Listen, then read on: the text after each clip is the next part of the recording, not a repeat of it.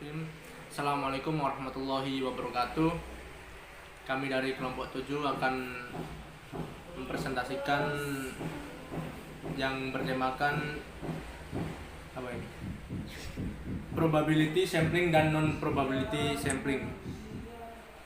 Kami dari kelompok 7 yang terdiri dari saya sendiri Amin Gitadir Informatika dan teman saya Sabrina Aulia Azhara dan teman saya satu lagi yaitu Rahayu Isna.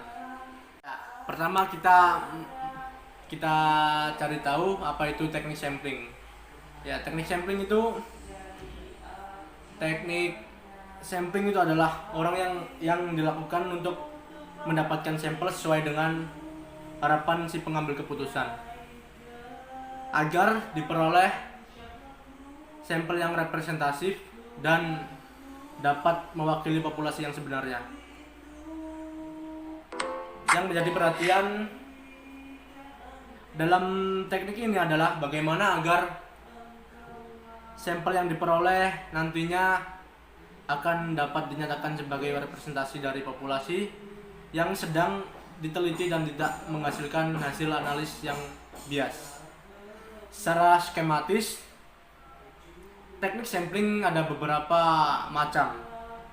Yang pertama yaitu probability sampling dan yang kedua non probability sampling. Ya, selanjutnya macam-macam tersebut akan dijelaskan oleh teman saya Mbak Rahayu Isna.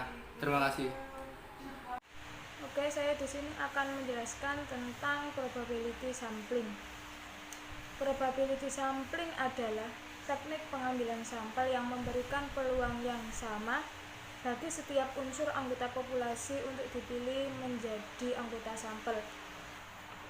Teknik ini dibagi menjadi 4. Yang pertama adalah simple random sampling. Teknik ini pengambilan sampel anggota populasi dilakukan secara acak tanpa memperhatikan strata yang ada dalam populasi itu. Kemudian teknik ini langsung dilakukan pada unit sampling, sehingga populasi terpencil pun dapat menjadi sampel untuk mewakili populasinya. Kemudian cara pengambilan sampel dengan teknik ini bisa dilakukan dengan metode undian, ordinal maupun tabel bilangan random. Teknik yang kedua adalah proportionate stratified random sampling. Teknik ini biasa digunakan pada populasi yang mempunyai susunan bertingkat atau berlapis-lapis. Kemudian digunakan bila populasi mempunyai anggota atau unsur yang tidak homogen dan berstrata secara proporsional. Kemudian kelemahan dari cara ini jika tidak ada investigasi mengenai daftar subjek, maka tidak dapat membuat strata. Kemudian teknik yang ketiga adalah disproportionate stratified random sampling. Teknik ini biasa digunakan untuk menentukan jumlah sampel bila populasi berstrata tetapi kurang proporsional. Kemudian teknik yang keempat adalah cluster sampling atau area sampling. Teknik ini biasa digunakan apabila objek atau sumber data itu sangat luas. Contohnya biasanya itu digunakan untuk menentukan penduduk suatu negara atau suatu provinsi. Dan mohon maaf yang keempat ini tidak tertulis di PPT. Lalu selanjutnya adalah non-probability sampling, yaitu teknik pengambilan sampel yang tidak memberi peluang atau kesempatan sama bagi setiap unsur atau anggota populasi untuk dipilih menjadi sampel.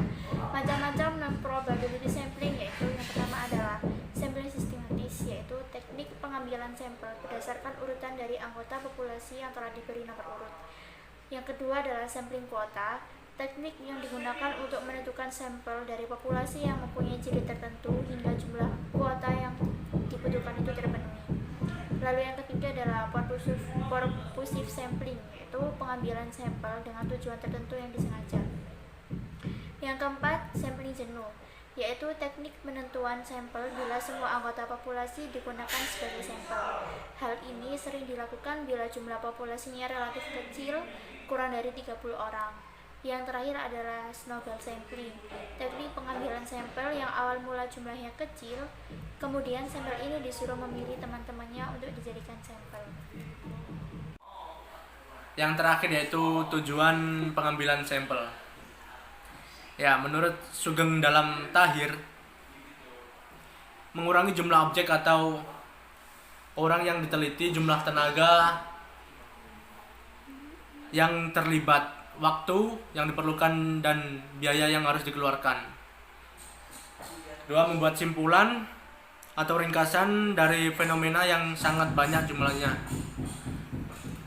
Terus yang menonjolkan sifat-sifat umum dari populasi, ciri-ciri khas individual diabaikan. Terus menurut ini Sugiarto dalam Martono, apabila kita tidak mungkin mengamati seluruh anggota populasi yang ada, hal tersebut dapat terjadi jika anggota populasi sangat banyak. Ya. Pengamatan terhadap seluruh anggota populasi dapat bersifat merusak, menghemat biaya, waktu, dan tenaga yang digunakan,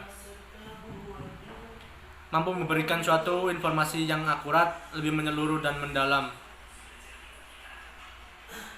Ya, pemilihan teknik pengambilan sampel harus berdasarkan dua hal penting, yaitu reliabilitas dan efisiensi. Sampel yang reliable adalah sampel yang memiliki reliabilitas tinggi.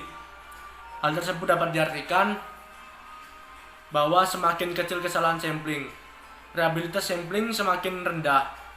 Jika dikaitkan dengan varian nilai statistiknya, berlaku kriteria bahwa semakin rendah varian, maka reliabilitas sampel yang diperoleh semakin tinggi pula. Ya, itu saja presentasi dari kami. Apabila ada kesalahan mohon dimaafkan. Nun wal qalami wa maysurun. Wassalamualaikum warahmatullahi wabarakatuh. Mungkin ada yang bertanya, silakan, kami akan menjawab insyaallah. Terima kasih.